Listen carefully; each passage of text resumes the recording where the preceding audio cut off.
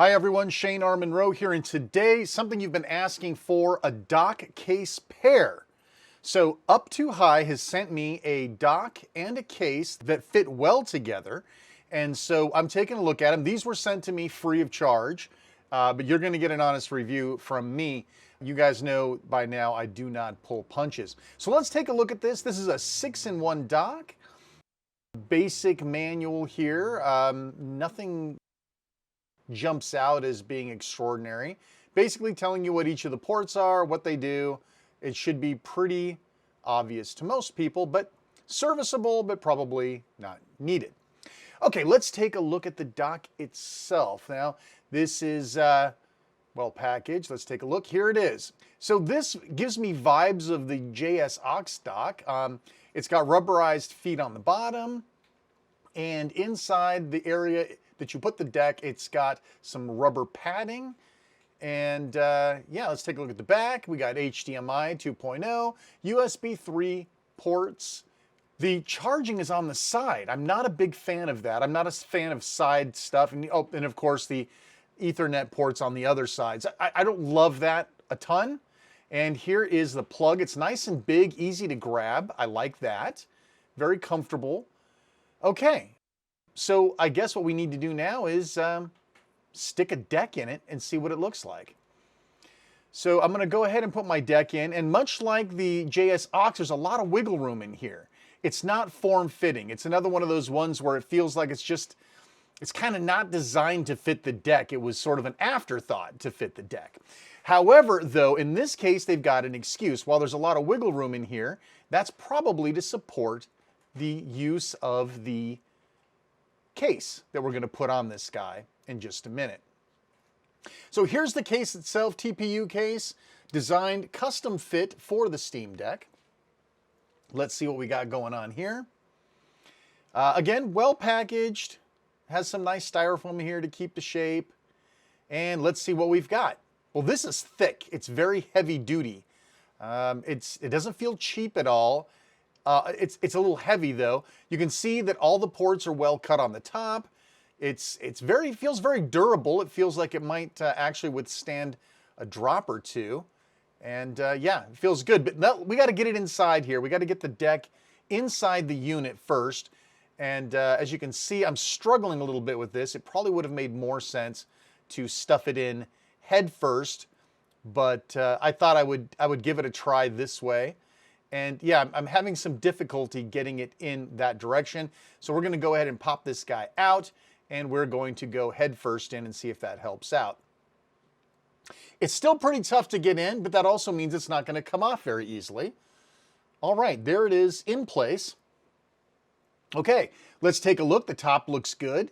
The volume control, it's a little harder to press, but you would expect that. There's your headphone jack, power, there's your vent, everything is there, well cut out. So let's take a look at these corners here. Let's get closer on the B. Okay, there's plenty of room for the B, and left on the D-pad's got plenty of room. It feels solid, it feels heavy. You can see my hands on the back. I can still get to the rear paddles okay. It's kind of heavy though. I must admit, I didn't expect it would add as much weight as it does to the deck. So let's take a look at putting it inside. Fits like a glove. So this is good. If you want a case on your deck, you're going to need a dock that will accept that case. The official dock will not. All of these fit in well. Everything's well cut out. The placement's good. They even leave the valve logo open in the back. The vents are okay. Getting that SD card in and out is going to be probably a pain. If you're a big SD card swapper, that might be a problem for you. But otherwise, I think everything else feels pretty good. It does add some bulk to the deck, and I know that's going to bother some people because a lot of people don't think the deck is dainty as it is. Let's see about getting this thing off, though. It's kind of a struggle to get off, but again, that's not necessarily a bad thing. You don't want it to just fall off. But if you're one of those people that want to take it on and off, you have the official dock. I'm sitting here struggling with it, right? Trying to pry this thing out. But it does come out. There you go. Looks pretty good. Let's go ahead and hook it up. We've got some more tests to do. So it looks like I'm going to plug this guy in. hard to do around the camera. It almost doesn't feel like it's in far enough, but I guess it is. The case definitely extends the spacing on these ports, and while this looks okay, other docks may not fit well with this case on, even if it has the free space. So I've got the JS aux deck here, and I'm going to try to plug that in. Well, that fits okay. All right, that looks all right. And then I also have the ever popular NuQ clip-on dock, and a lot of people have asked if this NuQ will fit on a dock with a case. Sorry, I got this off camera a little bit, but I assure you it does not fit. No siree, Bob, not even close. So forget about the NuQ if you want something on there. Now, what if you've got a headphone adapter? What if you have a headphone plug?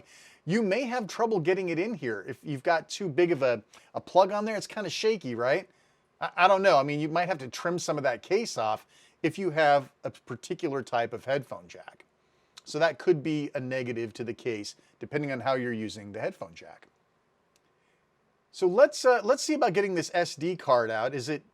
I don't have any fingernails, and if you push really hard, I guess it does come out, but getting a hold of it would be very difficult.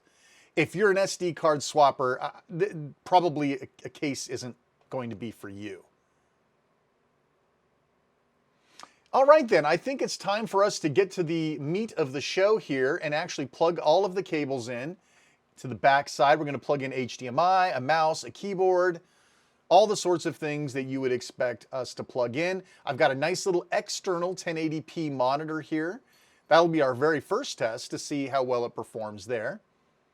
This is an HDMI out test. I'm also going to plug in a high capacity battery to give enough juice for the experience to work out.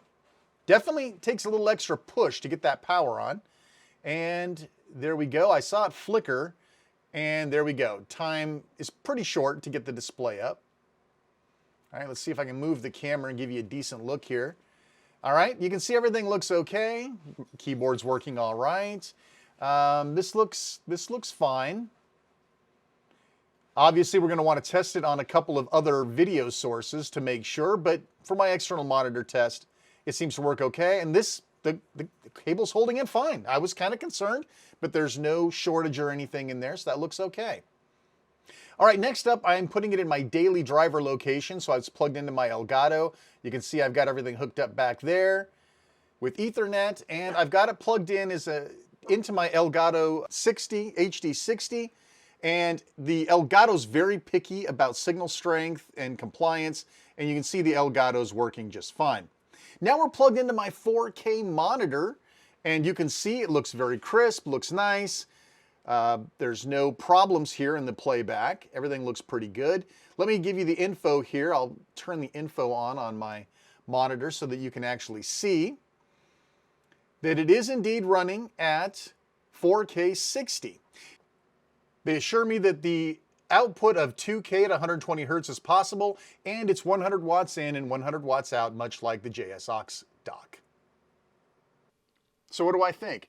I think the UPTOHIGH dock is totally serviceable. It's a low-cost solution. It does what it needs to do.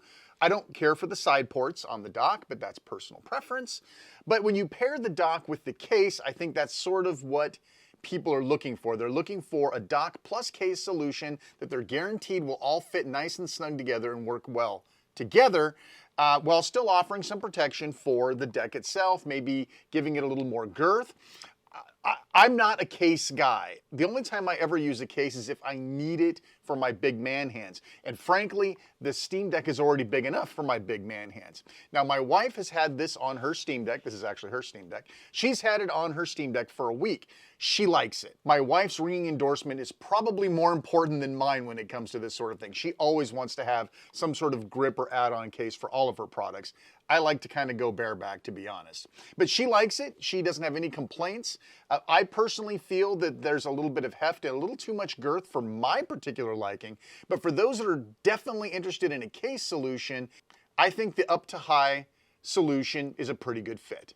Okay, I'm Shane R. Monroe. Thanks always so much for watching. Like, subscribe. You guys know what to do. Hit the little bell, blah, blah, blah.